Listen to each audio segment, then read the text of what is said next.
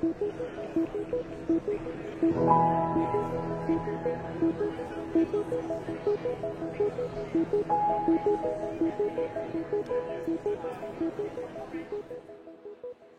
vous entendez ces mots, c'est que, contre toute attente, nous avons réussi.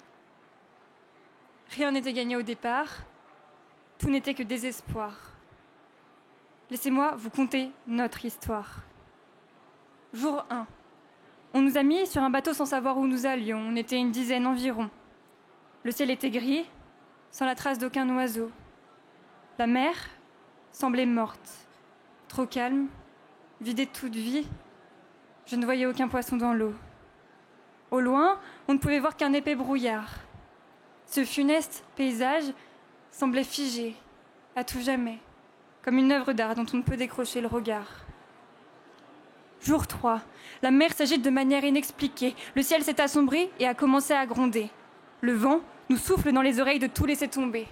Un goéland vole vers moi et rajoute « Tu sais, c'est ça le monde. Il n'est que tristesse et brutalité. Fais-toi à l'idée, de toute façon il est trop complexe, rien ne pourra jamais changer. » Le goéland était lui-même l'incarnation de ses propos. Squelettique, comme 735 millions d'autres, il était affamé. Jour 7, des vagues de haine se sont formées, elles menacent à chaque instant de nous renverser. Alors j'ai peur et j'ai envie de tout abandonner. Mon cœur devient amer, j'ai la nausée, mais est-ce le mal de mer ou mon dégoût pour toute cette cruauté? Jour 13, les jours passent. Mes compagnons d'infortune deviennent fous, certains ont perdu espoir et ont décidé de sauter. À quoi bon nager, dans la colère, tout laisser faire et accuser la fatalité? Au premier qui ose dire de garder le sourire, on le traitera d'optimiste et d'idiot. Hier, j'ai vu des poissons, tous morts. La mer était devenue notre tombeau. Jour 17, jour 18, jour 19, l'atrocité de ce qui nous entoure me coupe le souffle. Les vagues de haine se déchaînent, le vent hurle sa souffrance, la mer est déchaînée, l'air est pollué, tout semble perdu. Mes coéquipiers déprimés détournent leur regard. C'est leur seule solution pour ne pas s'avouer vaincus. Sommes-nous voués à ne pouvoir que contempler ce sinistre monde et sa cruauté?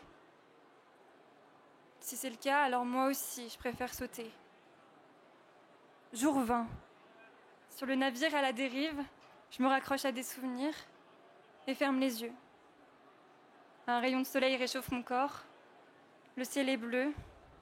C'est la fin d'un printemps silencieux. Un oiseau familier que je ne peux nommer chante. Je suis allongée dans l'herbe et pleure. Ce moment, je m'en rappelle parfaitement. J'étais chez mes grands-parents. Doucement, ma grand-mère est venue me rejoindre et a pleuré avec moi. Ce moment, j'y repense parfois. Car grâce à lui, j'ai compris que finalement, même dans la tristesse et le désespoir, il y a toujours quelque part de l'amour et de la tendresse qui survivent. Alors, cet amour de l'autre et de la différence, il faut s'y raccrocher. La violence a assez duré. Jour 21, je rouvre les yeux. Le vent est toujours agité et mes coéquipiers se morfondent, la tête baissée. Pourtant, pour moi, tout avait changé. À l'horizon, la grisaille a été vaincue par des rayons de soleil transperçant les nuages. C'est la paix dont on voyait les mirages. Mais l'océan nous portait dans une direction opposée, toujours furieux et violent. Alors, j'ai commencé à ramer à contre-courant, en espérant que sur le bateau, tous osent regarder au loin. Et si au départ certains m'ont regardé avec dédain, l'espoir est contagieux, assurément, car finalement, nous sommes tous mis à ramer vers cet avenir plus clément. Le goéland avait donc tort, la paix dans le monde est possible si tout le monde garde espoir à bord. Si vous entendez ces mots, c'est que contre toute attente, nous avons réussi. Rien n'était gagné au départ, mais maintenant nous avons espoir. Il serait trop simple de vous dire que nous avons atteint notre objectif. Mais la paix est devenue notre direction. Nous savons où nous allons. Tous ensemble, en ramant parfois à contre-courant, parfois portés par le vent, on s'y rapproche doucement.